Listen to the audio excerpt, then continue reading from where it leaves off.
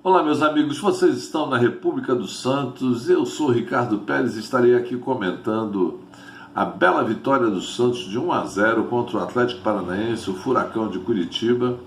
Furacão que vinha de uma bela vitória de 3-0 sobre o Flamengo no Maracanã, resultado que ele colocou na final da Copa do Brasil. Mas o Santos já tinha sido o vingador do Flamengo contra o Fluminense e agora foi o vingador do Flamengo contra o Atlético Paranaense. Eu fiquei muito feliz porque aliviou o Santos da situação de proximidade da zona de rebaixamento. E quando eu fico feliz, sabe o que eu faço? Eu dou uma ligada lá por Rota Nordestina. Olha o que tem de coisa gostosa aí. Peço um prato desses para mim e me delicio. Liga também, dá uma olhada. Rota Nordestina, todo o sabor do Nordeste pertinho de você. O delicioso tempero brasileiro está aqui em Santos, com tudo que a culinária nordestina tem de melhor. Localizado na ponta da praia e com uma decoração típica, o Rota Nordestina te levará numa viagem de temperos e sabores. O restaurante fica na Avenida dos Bancários, número 151, na ponta da praia. Peça também pelo delivery, 13 3321 5909. Restaurante Rota Nordestina. Que beleza, né? Então, mas o Santos começou fazendo um jogo de igual para igual com o Atlético Paranaense, os dois times tendo oportunidade, mas um jogo de baixo nível técnico. O primeiro tempo se passou de uma condição de poucas grandes oportunidades. O Santos até esteve mais próximo de fazer o gol do que o Atlético Paranaense. O Santos novamente voltou a jogar com um esquema de 3 zagueiros, né? Entrando com o Daniel Bosa, com o Velasquez e com o Robson Reis, né? E jogando no meio de campo, mais um trio no meio de campo, que ele formou com Madison, Balieiro, Felipe Jonathan. E na frente, o Marcos Leonardo flutuando atrás da linha de ataque e jogando com o Ângelo, já que o Marinho não jogou hoje, o Diego Tardelli e o Lucas Braga do lado esquerdo. O Santos estava bastante equilibrado, com uma boa marcação, marcando a saída de bola do time do Atlético Paranaense, o que gerou várias boas situações de gol para o Santos, mas o Santos não conseguiu converter.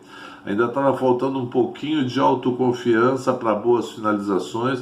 Diego Tardelli voltou a fazer Volto a lembra que eu falei para vocês que o Diego Tardelli tem que começar jogando, porque ele tem uma capacidade criativa muito grande. Ele é um toque de luz ali no meio de campo do Santos. Mesmo ele jogando de centroavante, ele vinha várias vezes pegar a bola atrás, se revezando com o Marcos Guilherme, que fez uma excelente partida hoje, apareceu bastante no campo, sempre sendo opção para os jogadores que vinham de trás. E o Santos fez um bom primeiro tempo, de igual para igual. Não podemos negar que o Atlético, jogando em casa, obviamente, também tentava de todas as maneiras pressionar o Santos, mas não conseguia ser efetivo. Realmente o time do Atlético, principalmente no primeiro tempo, estava com péssimas finalizações, conseguiu chutar poucas bolas ao gol, dando até pouco trabalho ao goleiro João Paulo.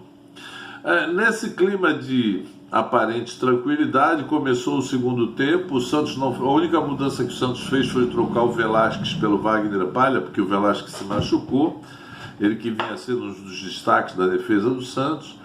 Mas o Santos, logo no começo do segundo tempo, 6, 7 minutos, eu não lembro exatamente, o Santos, numa boa jogada começou com o Diego Tardelli, depois de uma rebatida da zaga do Atlético de um escanteio, a bola sobre o Diego Tardelli, que arrumou para o Marcos Guilherme, e ele fez um centro perfeito na cabeça do iluminado Madison, que já tinha sido para mim o melhor jogador no jogo contra o Fluminense, e hoje também, além de fazer o gol da vitória do Santos, fez uma excelente partida, flutuando no meio de campo, se apresentando, chegando na frente, incomodando a marcação da defesa adversária e sempre marcando muito bem, uma coisa que o Madison melhorou bastante nesses últimos jogos.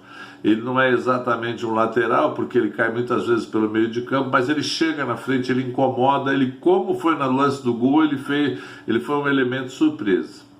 Só que a partir daí, quando eu pensei que o Santos ia talvez dominar o jogo em função de o Atlético ter tomado o primeiro gol, o que aconteceu foi que a gente sabe que isso é o Carille, né?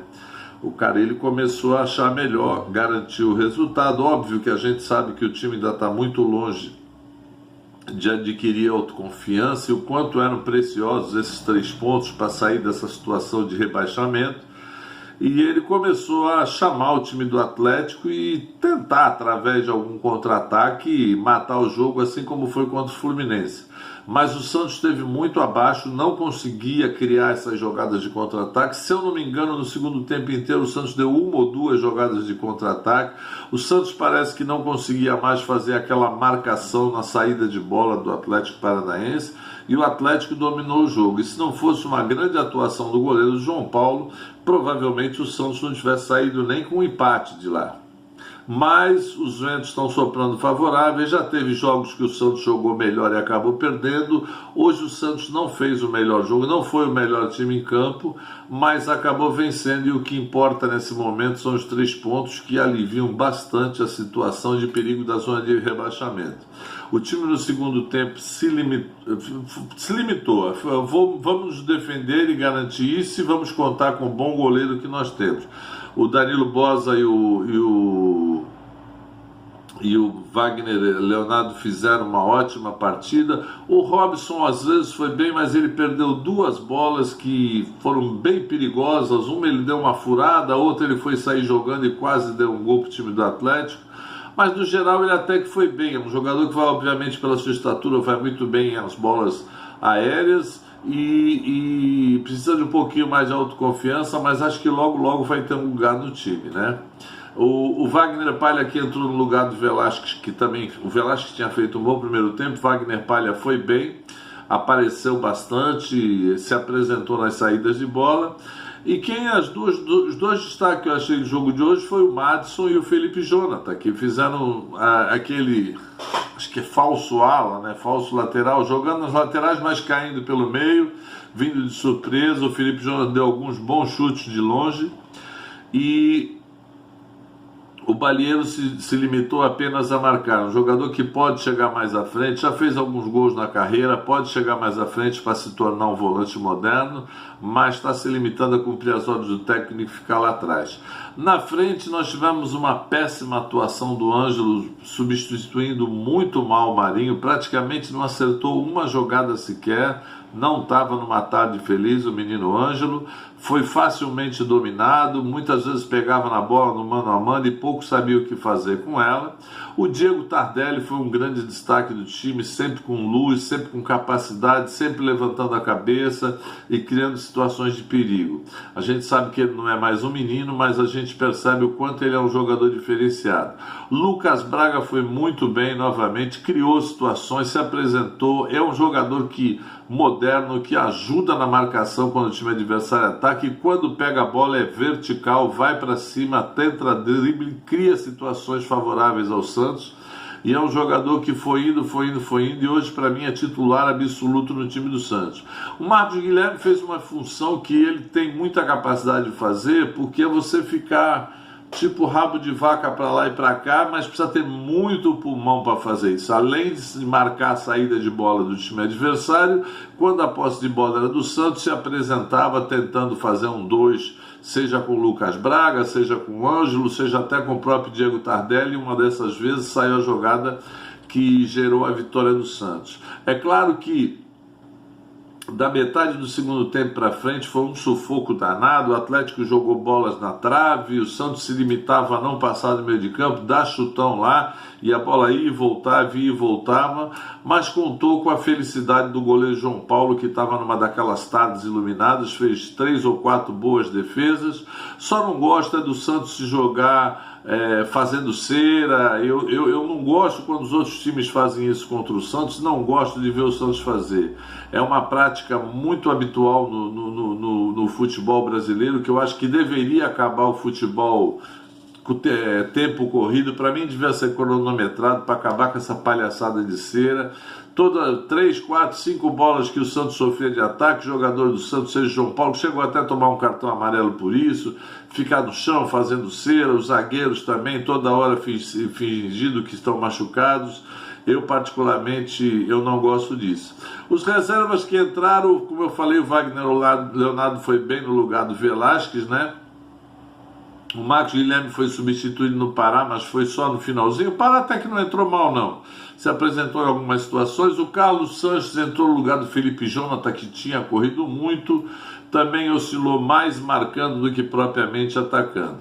O Raniel entrou no lugar do Ângelo, mas com uma função mais de não deixar o time do Atlético sair jogando. Pouco fez. E o Moraes entrou até que relativamente bem no lugar do Diego Tardelli, depois de ter trocado pelo Felipe Jonathan lá, ficou na lateral esquerda e até se apresentou, criou algumas situações positivas no ataque. Gostei do Moraes hoje no jogo.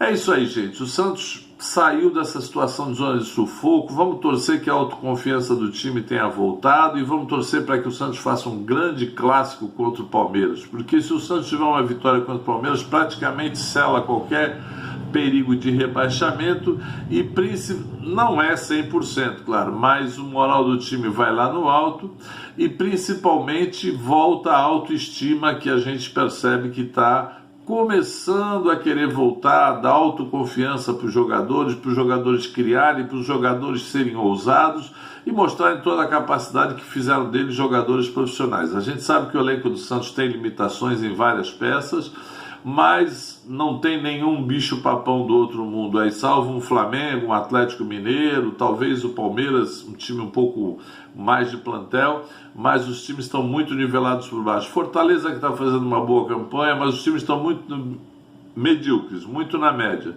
Então não é situação para o Santos cair para a segunda divisão, né? Vamos continuar torcendo, tendo fé, e semana que vem estaremos aqui, se Deus quiser, para comentar uma vitória do Santos sobre o Verdão. É isso aí, você esteve na República do Santos, entre aqui, deixe seu comentário, divulgue, passe aos amigos do canal, sem discussão, sem briga, sem quebra-pau. Aqui a gente é da paz, porque, como eu sempre digo, o futebol é a coisa mais importante das que não tem importância nenhuma. Então não se desgaste brigando.